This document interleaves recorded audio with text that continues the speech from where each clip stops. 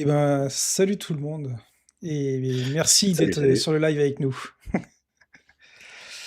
Et puis, bah, merci à toi d'être avec nous aussi, Mad Spin, Ben, pour merci pour cette, l'invitation. petite présentation de Poker Spin Tracker, la version 2, La heu, dinguerie. qui va être, ouais, ouais, complètement zinzin. Donc voilà, on va pouvoir faire un petit tour ensemble aujourd'hui sur toutes les nouvelles fonctionnalités, voir un petit peu comment ça va marcher. Présenter le soft dans son intégralité et puis vous annoncer aussi une date de sortie officielle, puisqu'on a une date officielle de sortie. Là, on peut déjà attaquer, ouais, par le gros morceau, quoi. C'est-à-dire le fait que tout va être regroupé dans un soft, Et bah, c'est effectivement, ouais, le premier changement majeur, fini du coup la séparation entre la partie web et la partie, tracker. On a un seul soft maintenant qui va tout faire, où on va pouvoir retrouver donc, le tracker comme dans la version 1, mais un deuxième onglet qui sera, l'onglet étudier qu'on a ici, hein. Où on va retrouver donc le contenu du pack préflop, ce qu'on avait en fait sur la partie web, avant et on retrouvera également une troisième fenêtre, un troisième onglet par la suite, qui lui sera, notamment concentré sur la partie GTO, mais qui n'est pas pour l'instant disponible et qui arrivera dans un avenir plus ou moins proche. Ça devrait, normalement avant la fin de l'année, être disponible. Mais ouais, ouais, donc effectivement, bah, les simulations sont en cours. Donc ça prend beaucoup, beaucoup de temps, et donc il faudra compter encore, ouais, au moins quelques mois avant que ce soit dispo. Mais, si tout va bien, avant la fin de l'année, ce sera dispo et on va, découvrir un nouvel onglet à ce moment-là. avec l'idée d'avoir un soft qui regroupe tous les outils nécessaires au travail, autour des spins, quoi. C'est ça. Ouais, ce sera vraiment, bah, le soft le plus complet, possible du marché, de toute façon. Le projet, c'est de faire un solver qui soit connecté à l'ensemble du reste du logiciel pour que vous puissiez à la fois travailler sur vos erreurs. Je vous invite à aller voir la roadmap à la fin de la vidéo si vous voulez, ou aller voir sur ma chaîne, j'avais fait une vidéo où j'ai fait un résumé de la roadmap et où il parle du développement du solver. C'est un truc qu'on va pas trop aborder aujourd'hui, mais vous aurez des informations là-dessus. Mais en attendant, il y a déjà quand même beaucoup de choses qui sont complètement folles, et qui sont déjà, elles, disponibles dans PST2. Donc ça, on va pouvoir s'en servir, bien avant que l'onglet GTO fasse son apparition. On peut peut-être déjà parler aussi un petit peu de l'organisation future des abonnements, comme ça au moins ce sera vu. On aura un premier tarif pour les joueurs qui jouent sur les plus petites limites à 15 € par mois, si je me souviens bien. Et Mmh. pour les joueurs qui jouent en 10 € et plus, on va être à 39 € par mois, si je dis pas de bêtises.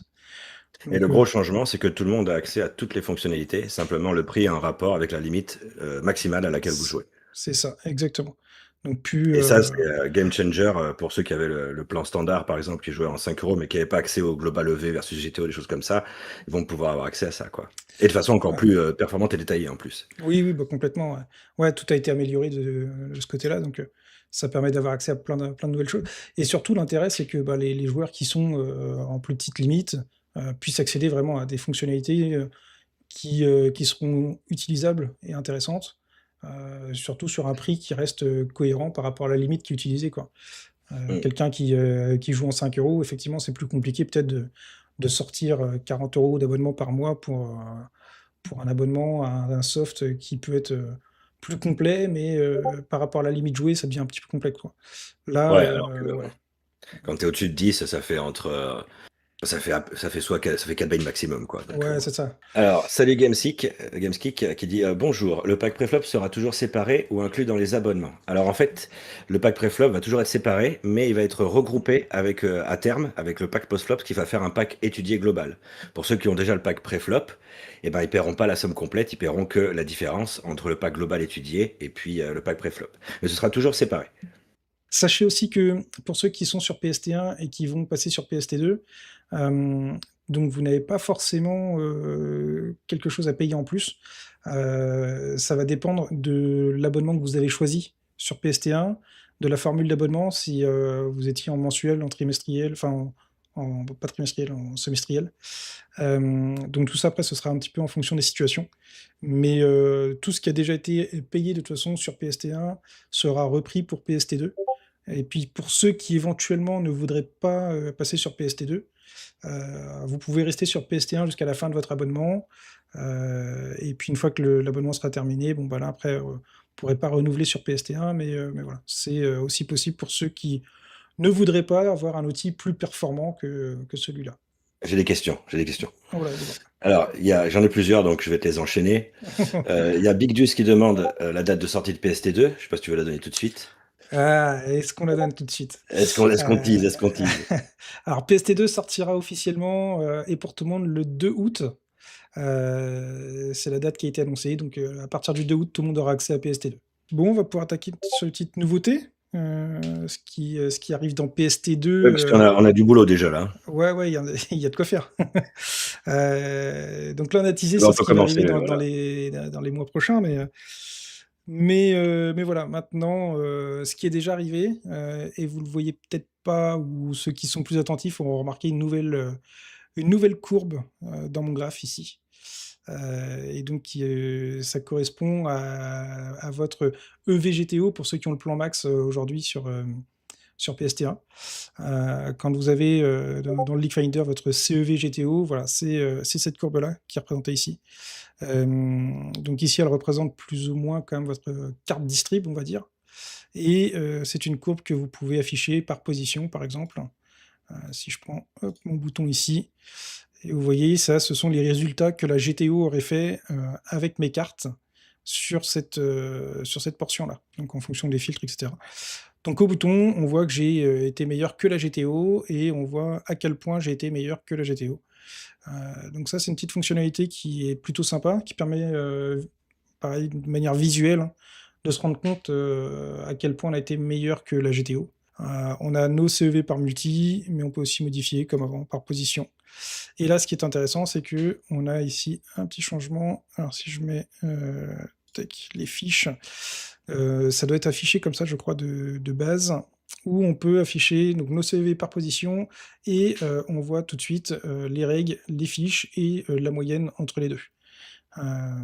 Donc ça, c'est plutôt cool. Ça nous donne des CEV par position intéressants à regarder, et on voit aussi la différence entre notre jeu VS Reg et VS Fiche en termes de résultats par position. Donc ça, c'est plutôt pas mal. On va pouvoir passer sur la partie joueur ici. On retrouve nos différents tags. Donc vous voyez, on a toujours le reg et le fiche comme d'habitude. Mais ici, j'ai 2 tags en plus, agressif et passif, et on retrouve, vous voyez, des joueurs qui ont plusieurs tags.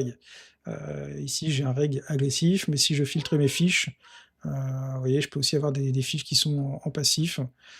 Si je filtre les joueurs passifs, hop, ici, je vais retrouver tous mes joueurs qui sont passifs, et à l'inverse, les agressifs, je retrouve tous les joueurs qui sont agressifs. Donc, Alors, il y donc a ça, c'est Zogzog qui demande: je crois pas avoir vu de méthode d'export sur PST1. Y a-t-il quelque chose de prévu? C'est quoi que tu appelles méthode d'export? ouais, ça, ce sera pas possible. Il faudra, ouais, effectivement, enfin, bien penser à tout réimporter du coup au moment de l'installation de PST2. Celui qui dit CV par joueur, c'est génial, ouais, carrément. Bah là, effectivement, on a les CEV plus CEV-HU, donc c'est plutôt cool. Ça permet, ouais, d'avoir quand même des données sympas, notamment quand on commence à avoir des règles qu'on joue beaucoup, pour avoir des données sur les règles. Mais on va voir après que Pour ceux qui nous cassent ça les s'arrête pas couilles. là. Ouais, ça s'arrête pas là. On a même encore mieux à vous proposer. Donc vous avez en fait donc cet affichage, et ensuite c'est là qu'on va retrouver notamment donc la qualité des Attends, tables attends, avec attends, attends. Regarde, ouais, remonte et ouais. vas-y, remonte, et je sais pas, clique sur tiens, Philippe PMU. Je sais pas On si va tu nous regardes, Philippe, mais bon. voilà. Et donc Le voilà, pauvre Philippe, ça c'est bon, bien de l'aborder tout de suite parce qu'on est sur cet onglet-là. On peut avoir accès aussi à toutes les courbes du ouais, joueur directement depuis cet onglet. c'est ça. Donc là Et ça, c'est trop bien. on a la courbe générale, hein, mais après je peux aller voir hop, les données également en fonction de ce qu'on veut voir. Donc tout ce qui va être les spots les uns après les autres. Ici, on peut voir les ranges aussi. Hop, ça range d'open. Alors ici, donc on a les fréquences en tout cas, et si on a les mains qui vont au showdown, ça nous permet de voir quelles sont les mains. Je pense que les ranges doivent être aussi peut-être en partie comment dire? Pas simulé, mais ouais, si, c'est ça, en fait, simulé, en fonction des fréquences, quand on n'a pas Mmh. les showdowns. Donc ici, ouais, on peut vraiment avoir toutes les informations sur le jeu de la personne qu'on veut. Donc du coup, effectivement, ici, voilà, on va pouvoir retrouver donc les courbes du joueur. Donc effectivement, là, on voit que Philippe était pas content de jouer sur mes tables, visiblement. Euh, Hop, ici, donc on a The le Big Duck qui résumé. demande, à côté des datas CEV, il y a une autre valeur en plus petit, c'est quoi? Euh, alors Côté attends, des- c'est d'où? Alors, ces datas-là, j'imagine. Donc ici, on a plus ou moins 114 et ici plus ou moins 70. Donc en fait, ça, c'est parce que comme il n'y a pas beaucoup de volume contre ce joueur, c'est un indice de confiance sur les CEV qui sont affichés. En fait, c'est l'écart qu'on retrouverait dans le global EV Ah oui, oui, je vois. pour dire de faire attention parce que même si j'ai une donnée ici qui est chiffrée en fonction de la variance qui est possible, Ouais, c'est ça. on a un écart et un indicateur de confiance ici qui Comme on est a que 690 mains, c'est un CV de moins 85 avec plus ou moins 114. Donc, c'est ça. bon, en l'occurrence, c'est pas très révélateur parce qu'on n'a pas assez de mains. Mais si Ouais, vous c'est avez ça. un reg, vous avez un bon sample, ben, plus le sample sera élevé, plus l'indicateur de Ouais. confiance va se réduire. Alors, je pense qu'il faudra quand même des gros samples pour avoir quelque chose de toute façon des données qui sont fiables. Globalement, je ne sais pas si ça a vraiment une grosse pertinence d'aller observer un seul joueur, hormis contexte spécial, par exemple, un reg qui veut battle un autre reg sur une plus haute limite.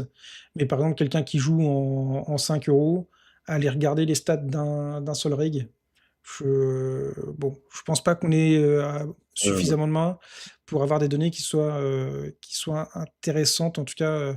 Et surtout, ça veut dire qu'on va faire beaucoup de travail pour peut-être gagner un point de CV sur notre CV global. Je sais pas, ouais. Moi, c'est. Zog Zog qui demande, question, les pastilles passif agro, elles sont mises par le soft, t'as moyen de les mettre toi-même, quels sont les critères si elles sont automatiques? Alors, les On va y passifs agro venir. sont, voilà, on va y venir, elles sont mises par le soft automatiquement, il y a déjà des critères de définis, mais on montrera quand on passera sur Ouais, l'onglet tag, et après tu peux faire tes propres pastilles aussi, on va regarder ça. c'est ça. On va te montrer tout ça, mais c'est juste après. Tu vois, on a le petit tag qui est juste là, qui va arriver juste après. Mais donc, ouais, donc ici, voilà, on peut vraiment quand même observer toutes les stats qu'on veut. Le HUD ici, donc ça, c'est le HUD qu'on peut modifier dans le League Finder, hein, ce sera le HUD de travail. Donc là, ici, on pourra le modifier, le personnaliser. On a les stats ici, pré-flop, post-flop, en fonction de ce qu'on veut.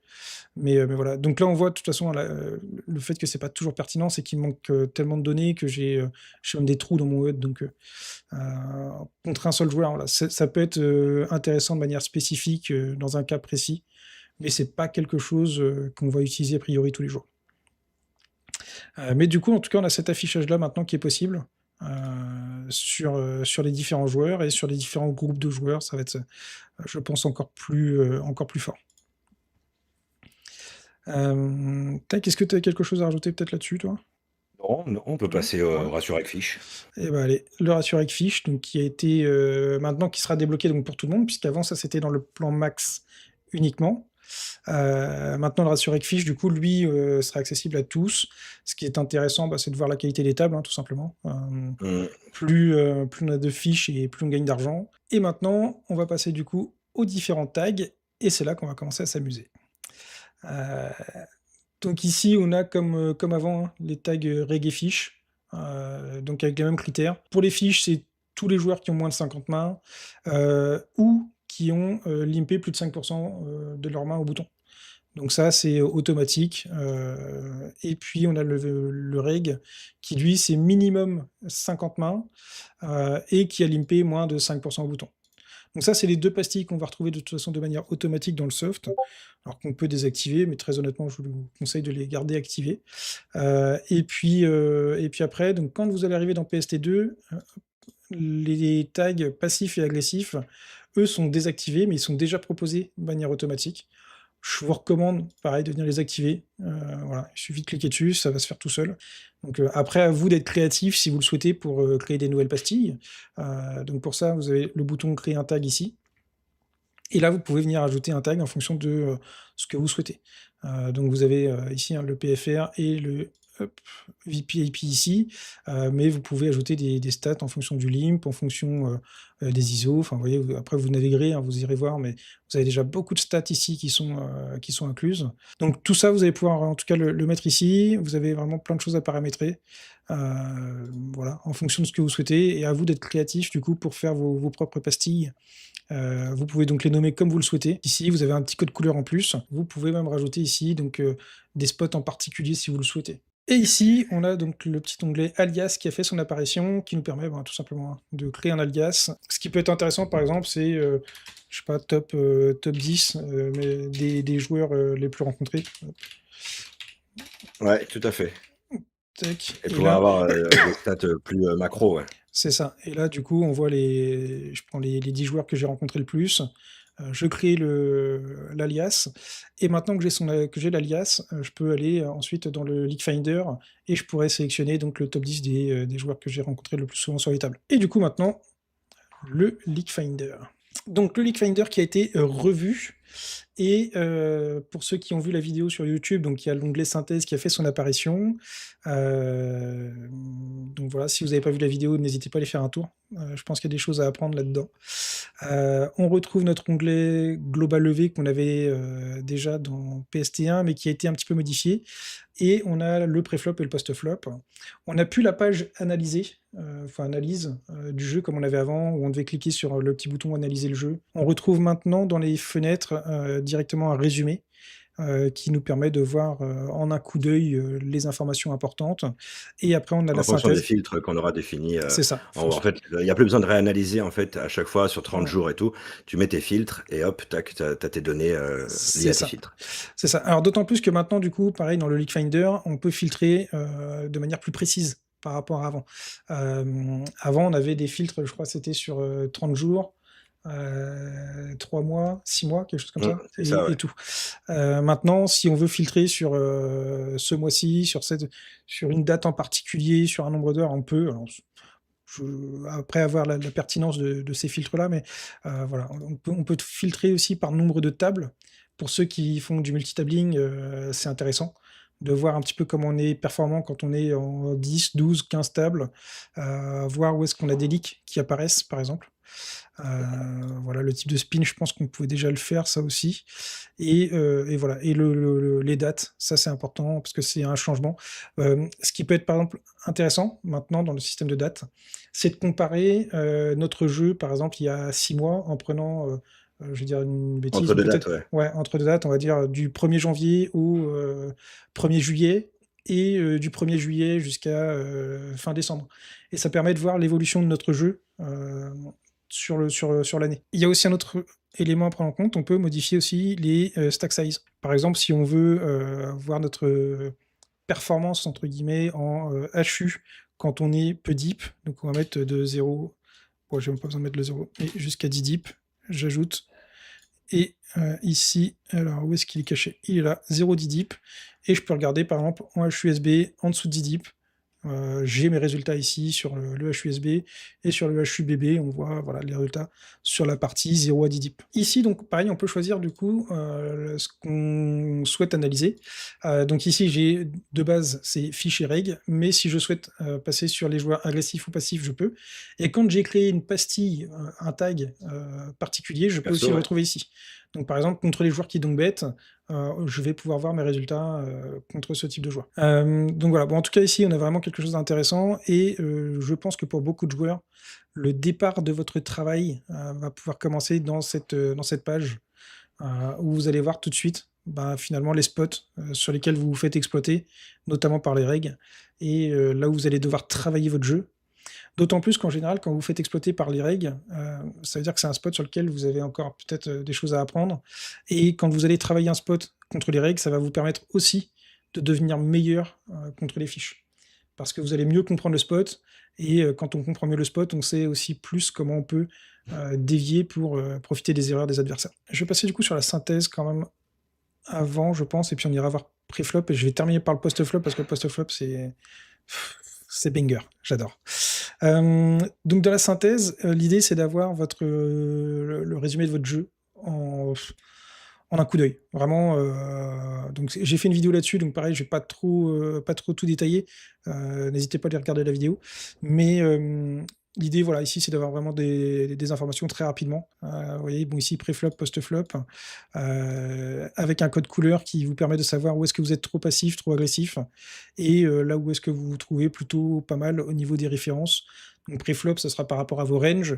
Post-flop, ce sera par rapport à la moyenne, des, statistiques des règles de votre, alors je vais dire de votre limite, mais pas forcément de votre limite, des règles que vous avez affrontées, dans la globalité.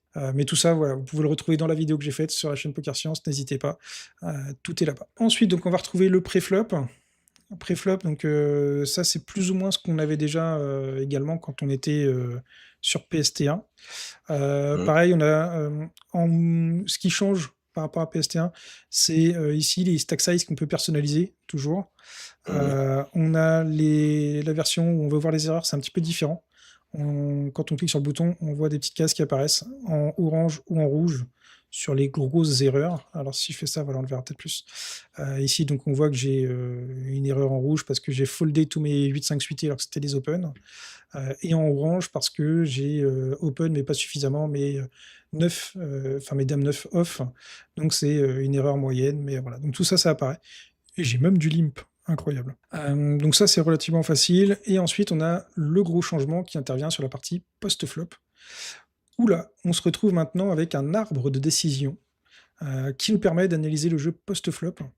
Et c'est une version très, très visuelle qui permet de comprendre un petit peu comment fonctionne le jeu, post-flop, de voir où est-ce qu'on va, comment dire? Où est-ce qu'on va pouvoir aller amener nos décisions pour, orienter un petit peu le jeu dans les branches qui nous intéressent. Et surtout, ce que je trouve très, très, très bien dans cet onglet, c'est de pouvoir venir ici ajouter des filtres et filtrer par type de board.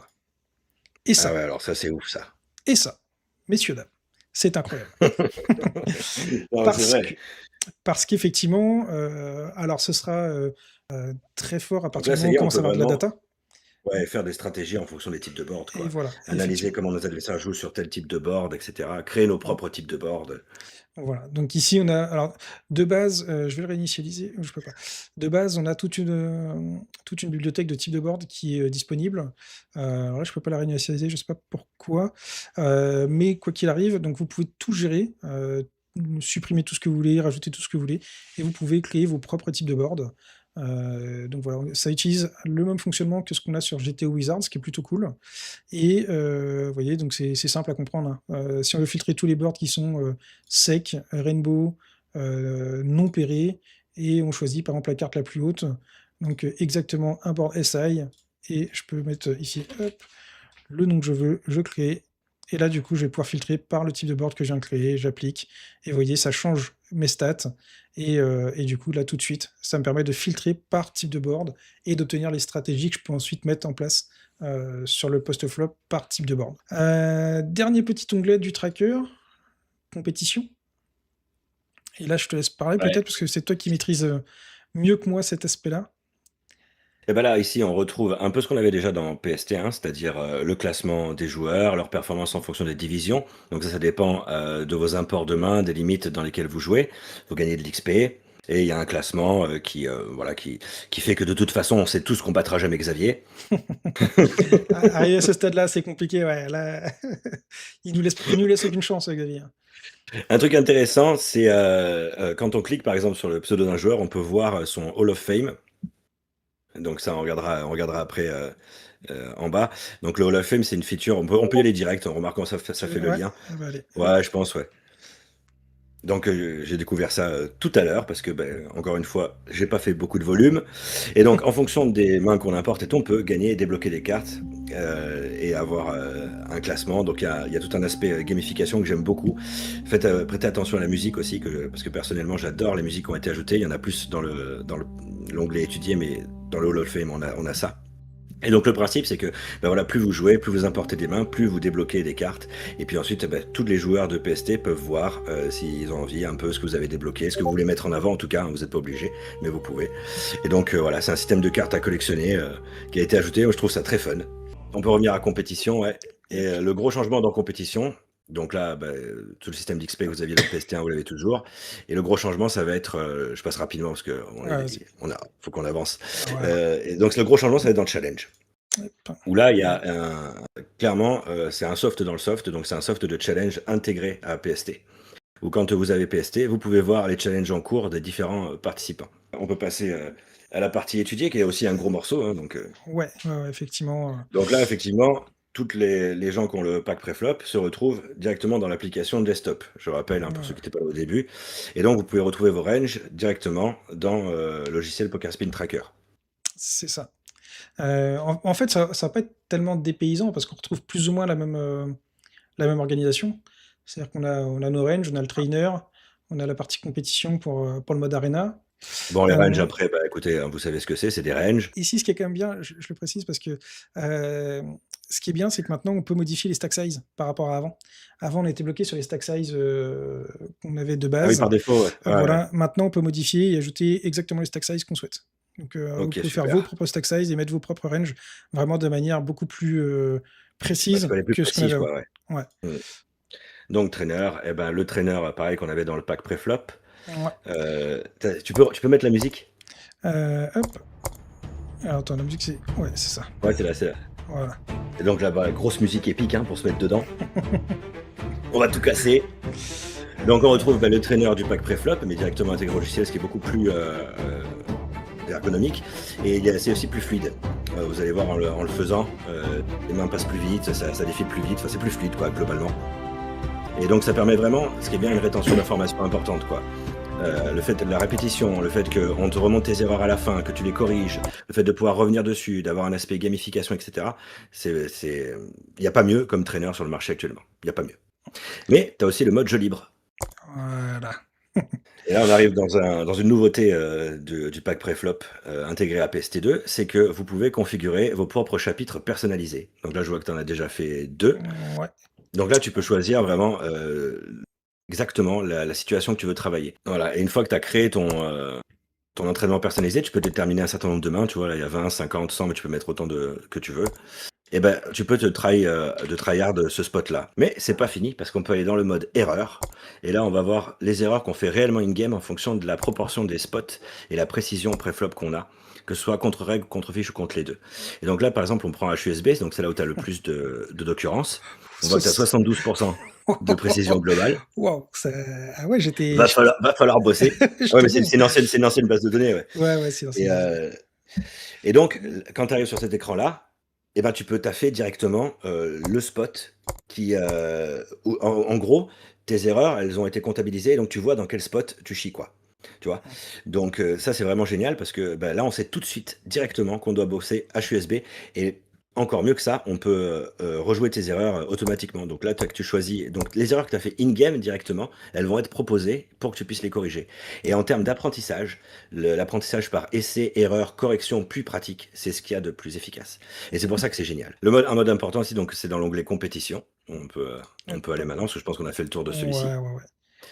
Donc là, c'est la compétition liée au pack préflop, donc au pack étudié pour l'instant. Et donc, ça prend en compte nos performances à la fois dans le trainer et à la fois dans l'arena. Donc on voit que j'ai fait un score de merde sur cette arena. Vas-tu réussir à me battre? Ça, c'est mission impossible. Allez, Allez, on est parti? je te spoil pas ce que c'est alors. Ah, je suis obligé d'attendre autant de temps. Punaise. Donc l'arena, C'est mode de compétition aléatoire, 50 questions. Et puis, il faut faire le meilleur score possible en un minimum de temps. ouais, c'est terrible. C'est terrible. Bon, Et voilà. voilà. Et donc, tu vois, c'est super parce que, tu vois, les trucs où tu fais une erreur sur le premier try, tu peux recommencer. Et puis tu dis, attends, est-ce que tu te reposes et ça ancre à mort, tu vois, au niveau Ouais, ouais, c'est de vrai que l'apprentissage. Et donc, si voilà, pareil, tu as un classement OK. avec les mecs qui ont fait les records sur les différents trucs et tout. T'as le petit S, tu vois, à côté des Matspin, là, qui veut dire streamer. C'est-à-dire que tu peux cliquer dessus et te retrouver sur ma chaîne. Ça, c'est un petit cadeau qu'ils OK, m'ont fait. C'est OK, c'est OK. super sympa. Hop, est-ce qu'on est abonné? On est abonné, tout va bien. Ah bah, impeccable. Pour terminer, il y Heu, a les petits onglets en hop, bas. Donc, tu as l'onglet Discord, l'onglet c'est Roadmap. C'est voilà, tout en bas à gauche, là. roadmap. Je dis Tac, qu'on pouvait aller sur le site, mais on peut aller directement tac. là. Ouais, Donc là, c'est pareil, vous aurez directement des sur infos. la roadmap directement ici. Mise à jour régulièrement. Donc, pour ceux qui Voilà, nous, on veulent, a fait avoir un petit peu l'idée de ce qui va être fait sur le projet Poker Science. Voilà, vous avez tout qui est ici. Vous allez pouvoir retrouver vraiment, c'est détaillé, il y a plein de choses. C'est assez sympa. Écoute, s'il n'y a pas de questions, et ben, je pense que c'est pas trop mal pour aujourd'hui. N'hésitez pas, pour ceux qui veulent plus d'infos sur l'onglet synthèse, il y a la vidéo qui est déjà disponible. Et puis de toute façon, il y aura d'autres contenus à venir par la suite. Donc n'hésitez pas à vous abonner également. Ça fera toujours plaisir. Merci beaucoup à tous pour votre présence.